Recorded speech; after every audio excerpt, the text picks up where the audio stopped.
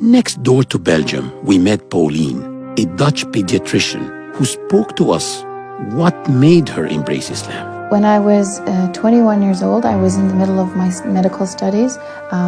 It came to my attention that when I watched the news and it talked about Islam or Muslims, that all of the news, or predominantly all of the news, is negative. Especially when it comes to women, it's always very negative.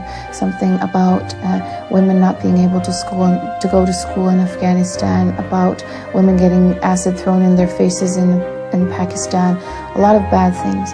And also in the climate that what was going on at that time in Western Europe where I lived, it was very anti-Islamic to my feeling. And I just followed the media and just believed everything they said, and I had a very negative idea about Islam.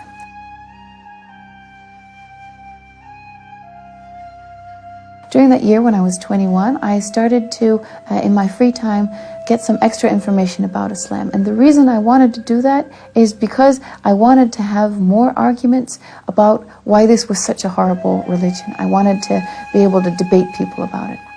So in my free time, like I said, I started to read some stuff, to watch some videos about Islam. And in the beginning, I could still say, okay, I hate this religion, it's bad because of this and this and this. But as I read more and more, I started to really feel, I started to feel I liked it.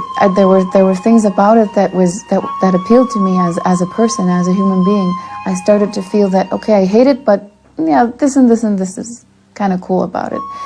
And in the end, after months and months of reading some stuff, I found out that I couldn't say anymore that I hated it. The list of things that I liked was just too long.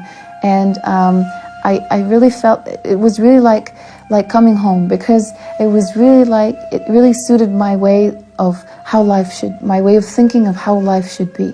And I couldn't help myself and converted. So that's how I became a Muslim. I wore a hijab when I prayed. It started to bug me a little bit that I would wear the hijab while praying and then take it off and go outside.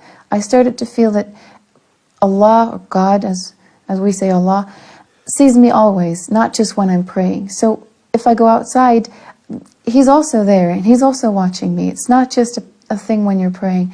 So I decided about half a year after I converted to start wearing the hijab. And ever since, I've been wearing it, never took it off.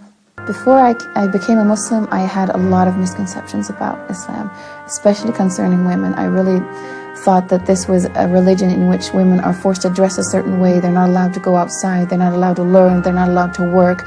They're not allowed to be a human being. This is really what I thought. But after I converted, I found out that all my misconceptions, all the ideas I had about women in Islam were wrong.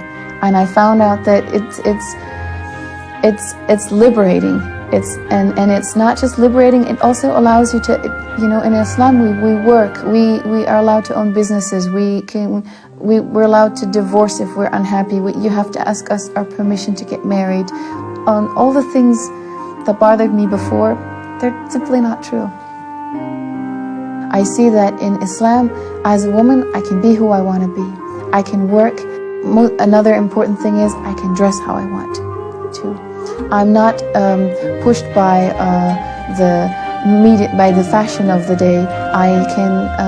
My body is my own. I'm free from all the looks of people.